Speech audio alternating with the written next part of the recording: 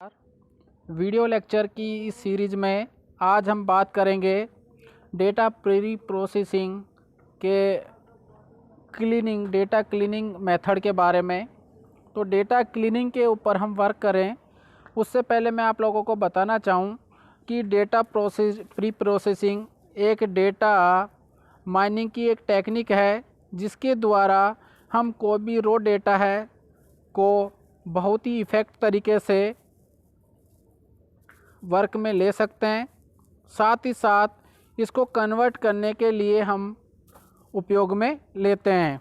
अर्थात कह सकते हो कि डेटा प्री प्रोसेसिंग की सहायता से हम कोई भी रो डेटा है उसको इफ़ेक्ट तरीके से वर्क करने की फॉर्मेट में कन्वर्ट करने के लिए हम डेटा प्री प्रोसेसिंग का उपयोग करते हैं। या कह सकते हो कि रियल वर्ल्ड में जो डेटा होता है वह अनकम्प्लीट, नॉइजी और इनकंसिस्टेंसी स्टेट में होता है।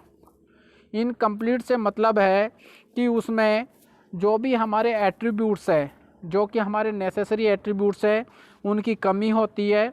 नॉइजी डेटा से हमारा तात्पर्य है कि जिसमें हमारे डेटा के अंदर कुछ एरर्स की वहाँ पर प्रॉब्लम रहती है, एरर्स रहती है।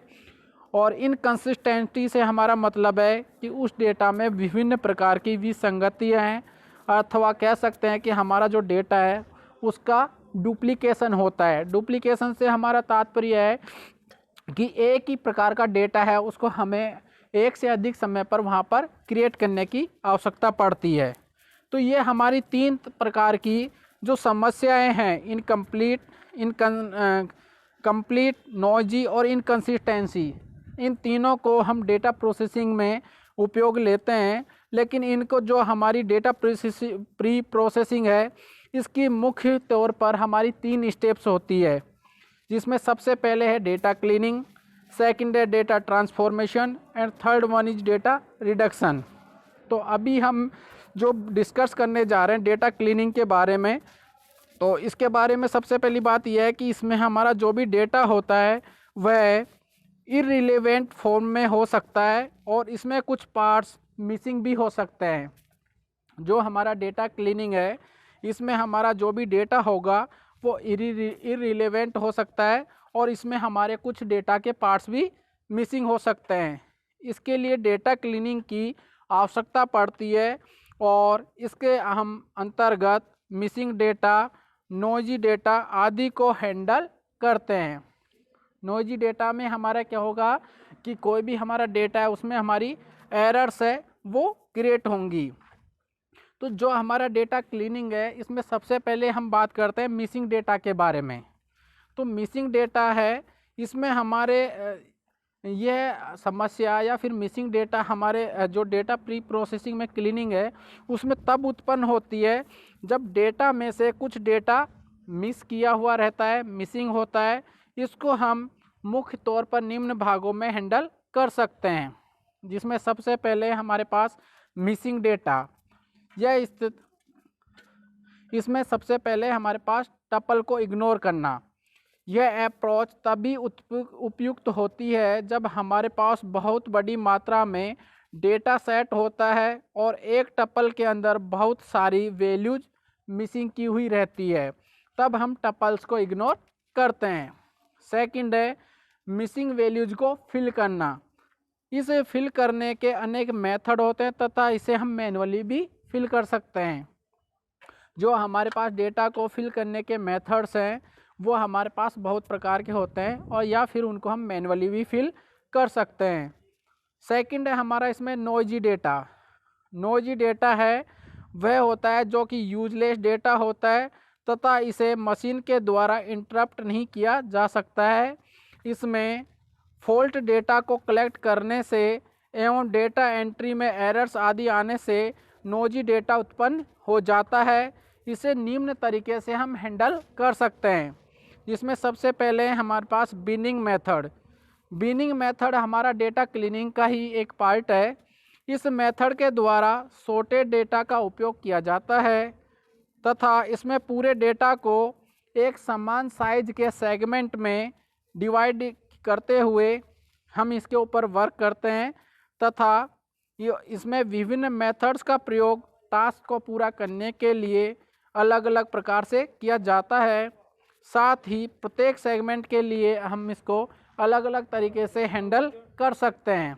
अर्थात कह सकते हो कि बिनिंग मेथड में सबसे खास बात हमारी यही रहती है कि इसमें जो भी हमारा सेम साइज के डेटा होते हैं उनको हम उपयोग में लेते हैं और उनके फिर हम अलग अलग से सेगमेंट्स वहाँ पर डिवाइड करते हैं। उन सेगमेंट्स को हम वर्क करते समय अलग अलग प्रकार से हैंडल करते हैं। और इसके बाद हम बात करते हैं रिग्रेशन के बारे में। रिग्रेशन विधि में रिग्रेशन फंक्शन का उपयोग किया जाता है। साथ ही साथ जो हम रिग्रेशन है इसको मुख्य तौर पर दो भागों में विभाजित करते हैं, जिसमें पहला है हमारा लीनियर रिग्रेशन और सेकंड है हमारा मल्टी वैल्यू रिग्रेशन। जो लीनियर रिग्रेशन है इसमें एक ही प्रकार के वेरिएबल्स का हम उपयोग करते हैं, जिसमें कि हमारे एक ही प्रकार की इंफॉर्मेशंस या फिर डेटा को स्टोर किया जाता है। और सेकंड है हमारा मल्टीपल रिग्रेशन, जिसमें हम दो या दो से अधिक प्रकार के वेरिएबल्स का उपयोग करते हैं। अर्थात कह सकते हो कि जो मल्टीपल रिग्रेशन है जिसमें हमारे मिनिमम दो वैल्यूज या दो वेरिएबल्स का होना आवश्यक है और उसमें हम दो या दो से अधिक जो भी हमारे वेरिएबल्स हैं उनके ऊपर वर्क करते हैं। इसके बाद हम बात करते हैं क्लस्टरिंग के बारे में।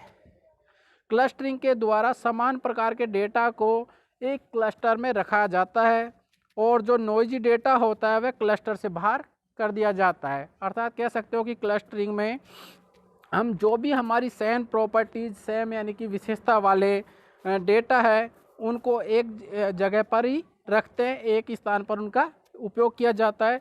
साथ ही साथ इसमें नॉइजी डेटा भाई जिनकी समस्या या जिनकी वजह से हमारे कोई भी डेटा में एरर्स प्रॉब्लम्स उत्पन्न होने की संभावना रहती है तो उनको हम क्लस्टर से बाहर कर देते हैं, जिससे कि हमारी किसी भी प्रकार की एरर्स उत्पन्न होने की संभावना रहती है तो उनको हम दूर कर सकें।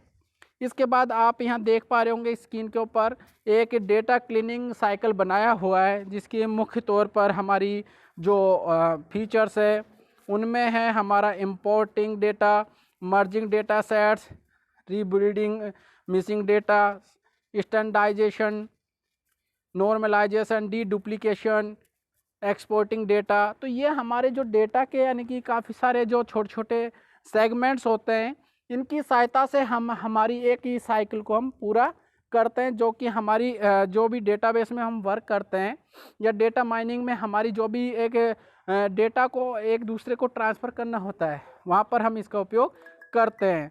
तो इसी तरह से हमने इस लेक्चर में यही देखा कि जो हमारे डेटा माइनिंग में काफ़ी सारे जो डेटा क्लीनिंग में उनमें हम इनको एक साइकिल की सहायता से उपयोग में लेते हैं। धन्यवाद।